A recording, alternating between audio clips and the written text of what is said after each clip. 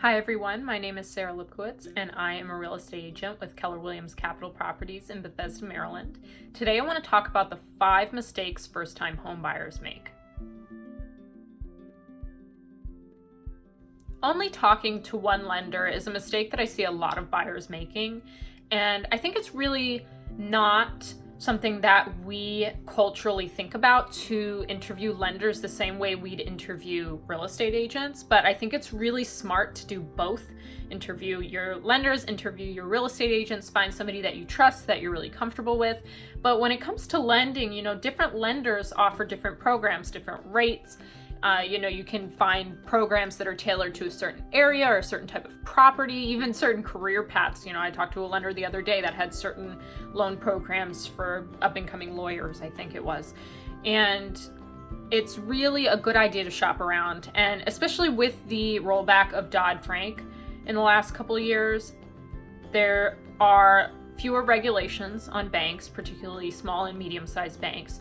So again, I think with what the market's doing and in terms of finding the best option for you, it's really very smart to shop around for a lender. A 20% down payment is becoming less and less common. I think it's something along the lines of 70% of first-time home buyers and 54% of all buyers put down less than 20%. And again, this is where shopping around for a lender will help you out. But it's really important to think about your total obligations and what your savings will look like after you've closed on that home. I think a lot of people freak out about PMI, which is private mortgage insurance, which, a lot of loan programs will require you to pay on a monthly basis if you put down less than 20% until you have that equity in the house. But I think, for a lot of people, it's worth paying that for a time if it means they're not going to decimate their savings. And it's also really important that you pay attention to your equity in the home, because in theory, PMI goes away once you have that 20% equity, but they're only required to automatically terminate PMI payments when you hit 22%. A lot of buyers have a pretty good idea of what amount they're going to be able to afford to spend on a home before they've even spoken to a lender, and then they get that pre-approval number in, and oftentimes that number is higher than they were anticipating. So, learning you've got $30,000 more in buying power is pretty exciting because it opens up a lot of options. But just because a lender gives you that number doesn't mean that you should spend that much. They've calculated that number based on your debt obligations and your income, and that is the absolute max that they feel you should be spending.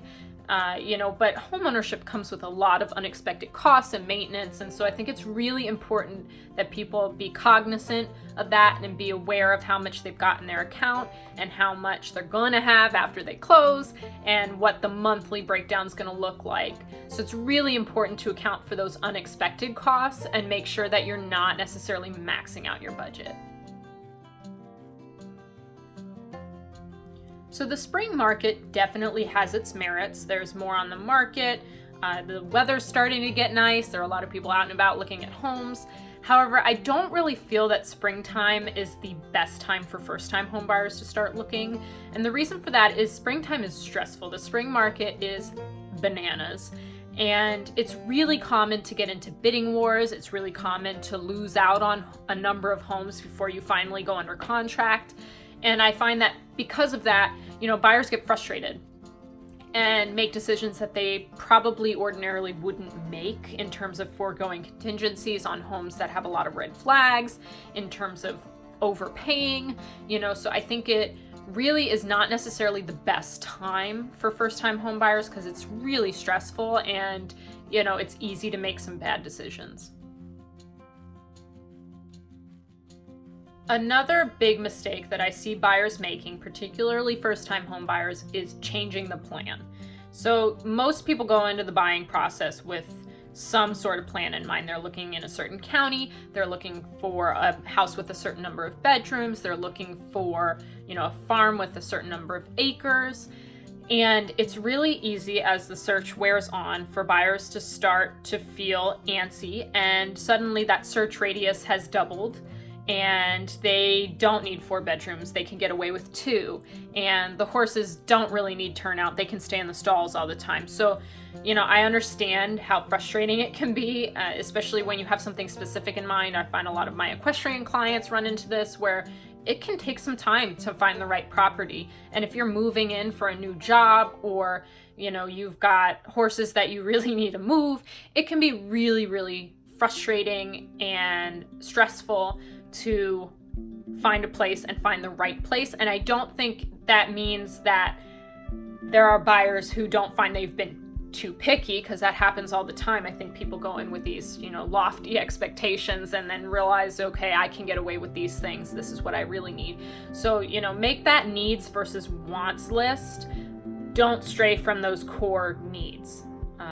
Based on what information you get from the lender and the agent about the area and what you can afford. I think, really stick with those core needs that you laid out at the very beginning, and, adjust the wants as need be. But, overall, I think it's really important to have a plan, to stick to it, to stay the course. I know it can be really frustrating and take a really long time to find the right place, but you will.